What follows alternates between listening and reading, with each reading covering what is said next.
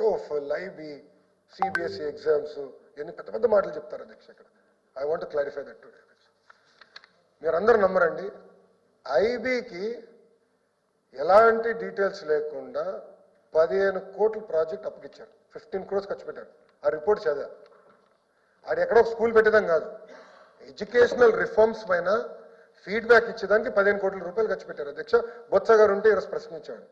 మళ్ళీ ఒక short discussion పెట్టండి అధ్యక్ష. విద్యాశాఖ పైన మనం అందరం చర్చించాలి అధ్యక్ష. ఎందుకంటే భవిష్యత్తు తయారు చేసేది విద్యాశాఖ అధ్యక్ష. అందుకే నేను కోరి తీసుకున్నాను అధ్యక్ష. టోఫెల్ అట్ అయిపోయింది అధ్యక్ష. సిబిఎస్ఈ గురించి మాట్లాడుతున్నారు. నేనేం చెప్పాను? సిబిఎస్ఈ ఎగ్జామ్స్ అనేది మేము పోస్ట్పోన్ చేస్తున్నాం.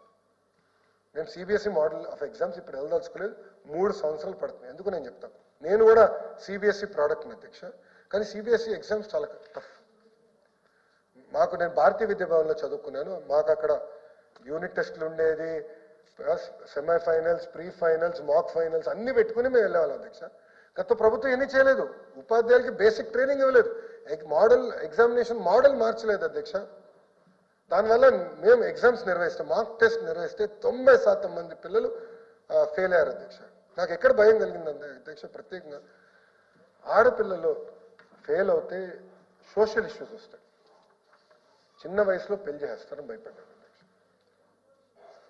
ఇప్పుడు విద్యాశాఖలో కొన్ని నిర్ణయాలు సంస్కరణలు తీసుకొచ్చినప్పుడు బాగా ఆచితూచి ఆలోచించి చర్చించి తీసుకోవాలి. నేను గతంలో పంచాయతీరాజ్ గ్రామీణాభివృద్ధి శాఖ మంత్రిగా పనిచేశాను అధ్యక్ష. ఇక్కడ చాలా మంది సభ్యులు ఆనాడు ఎమ్మెల్యేగా ఉన్నారు, వాళ్ళు తెలుసు అధ్యక్ష. రోడ్ వేస్తాం వెరీ ఈజీ. నిర్ణయం తీసుకుంటే రోడ్ వేయాలి, డన్. ఉపాధి హామీ కింద నిధులు ఇవ్వాలి, డన్. చాలా ఈజీగా నిర్ణయాలు తీసుకునేవాడిని. ఎందుకంటే అక్కడ it's a public good, capital investment. కానీ ఇది సోషల్ ఇన్వెస్ట్మెంట్. ఇప్పుడు ఇంగ్లీష్ మీడియం గురించి వాళ్ళు పెద్ద మాటలు మాట్లాడారు. ఇంగ్లీష్ మీడియం గురించి ఎందుకు ప్రస్తావించలేదు మీ పుస్తకం? అరే ప్రభుత్వం కట్టుబడి ఉంది. అసలు ఇంగ్లీష్ మీడియం ప్రభుత్వ పాఠశాలలు తీసుకొచ్చింది ఎవరు? తెలుగుదేశం పార్టీ అధ్యక్ష. ఆనాడు మున్సిపల్ స్కూల్స్కి నారాయణ గారి నాయకత్వంలో ఇంగ్లీష్ మీడియం మేము తీసుకొచ్చాం, సక్సెస్ఫుల్గా అమలు చేశాం అధ్యక్ష. దానికి కట్టుబడి ఉన్నాం అధ్యక్ష. కానీ ఈరోజు అధ్యక్ష నేను స్కూల్కి వెళ్తే పిల్లలతో నేను చర్చిస్తాను, నేను మాట్లాడుతున్నాను. పాప ఉపాధ్యాయులు చాలా ఇబ్బంది పడుతున్నారు ఇంగ్లీష్లో నేర్పించడానికి, చాలా ఇబ్బంది పడుతున్నారు. ఇట్స్ అ ఫ్యాక్ట్ అధ్యక్ష. మళ్ళీ బొత్స గారు లేరు అధ్యక్ష, ఎందుకంటే ఇది చాలా ఇంపార్టెంట్ పాయింట్ అధ్యక్ష. గత 5 సంవత్సరాల్లో 12 లక్షల మంది పిల్లలు తగ్గిపోయారు ప్రభుత్వ పాఠశాలలో. 45 లక్షలకు వెళ్ళిన సంఖ్య ఈరోజు 33.4 లక్షలు పడిపోయింది అధ్యక్ష. దాదాపు 12 లక్షల మంది పిల్లలు ఈరోజు ప్రభుత్వ విద్యకి దూరం అయ్యారు అధ్యక్ష. అధ్యక్ష ఈరోజు నేను గర్వంగా చెప్తున్నాను, టీచర్ ట్రాన్స్ఫర్ యాక్ట్ తీసుకొస్తున్నాం. We're going to put it in assembly. We're very serious about it. అంటే రాజకీయ నాయకులు ప్రమేయం లేకుండా నీట్గా పారదర్శకంగా చేయాలని నిర్ణయం తీసుకున్నాం అధ్యక్ష. అదేవిధంగా జియో 117కి ఆల్టర్నేటివ్ పైన పెద్ద ఎత్తున చర్చ జరగాలి తీసుకున్నాం అధ్యక్ష. దాదాపు 15 సంవత్సరాల తర్వాత ఫస్ట్ టైం అధ్యక్ష ఇంటర్లో రిఫార్మ్స్ తీసుకొచ్చాం అధ్యక్ష. చర్చించాను, నేను బయట పెట్టా. కమిషనర్ గారు ప్రెస్ మీట్ పెట్టి చెప్పారు ప్రజలకి. కొన్ని నిర్ణయాలు మేము ఏదైతే తీసుకోవాలనుకున్నామో కానీ ప్రజలు ఇది వద్దన్నారో మేము తీసుకోలేదు అధ్యక్ష. మేము ఆ నిర్ణయాలు అమలు చేయలేదు, ఎందుకంటే ప్రజలు వద్దంటున్నారు అని మేము చూసుకుని మేము తీసుకోలేదు అధ్యక్ష. అధ్యక్ష ఇంకోటి, పెద్ద పెద్ద మహనీయుల పేరు పైన ఈరోజు సంక్షేమ కార్యక్రమాలు అమలు చేస్తున్నాం. డొక్క సీతమ్మ గారి పేరుతో ఈరోజు మధ్యాహ్నం భోజనం అమలు చేస్తున్నాం అధ్యక్ష.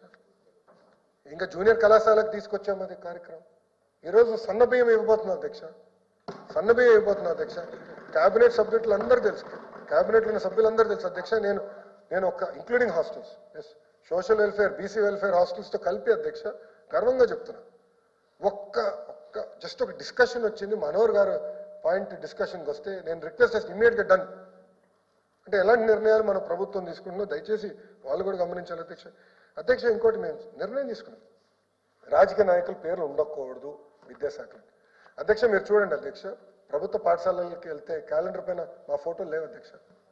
ముఖ్యమంత్రి గారి ఫోటో లేదు, విద్యాశాఖ మంత్రిగా నా ఫోటో లేదు అధ్యక్ష. గత ప్రభుత్వం పెట్టారు పెద్ద పెద్ద ఫోటోలు, ఫార్వర్డ్లు అధ్యక్ష.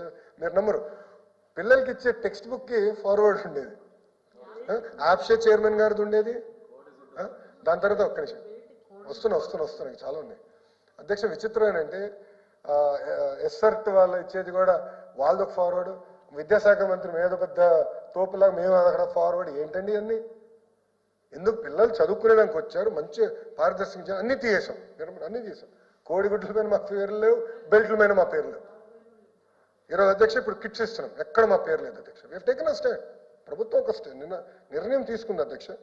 అధ్యక్ష ఇంకో పక్కన బ్లూ మీడియా ఉంది అధ్యక్ష. ఎటుగా హౌస్లో ప్రివిలేజ్ మోషన్ పెట్టాం, దానిపైన సీరియస్ యాక్షన్ తీసుకోవాల్సిన అవసరం. ఎందుకంటే అధ్యక్ష తప్పుడు ప్రచారం జరుగుతుంది అధ్యక్ష. నేను చాలా స్పష్టంగా ఒక్క స్కూల్ కూడా మూయకూడదు అని ఆదేశాలు జారీ చేశాను. Taken a stand. ఒక్క స్కూల్ మూయకూడదు. దాంతో పాటు ప్రతి పంచాయతీలో ఒక మోడల్ ప్రైమరీ స్కూల్ ఉండాలి. దానికి ఎందుకు చెప్తున్నానంటే ఒక క్లాస్ ఒక టీచర్ అనేది ఇవ్వకపోతే నాణ్యత ఎలా ఉంటుంది, నాణ్యత పెంచాలి అని మేము చేసాం అధ్యక్ష. అధ్యక్ష నేను ఈరోజు గర్వంగా చెప్తున్నా, త్వరలో లీప్ స్కూల్స్ కూడా మొదలవుతాయి అధ్యక్ష.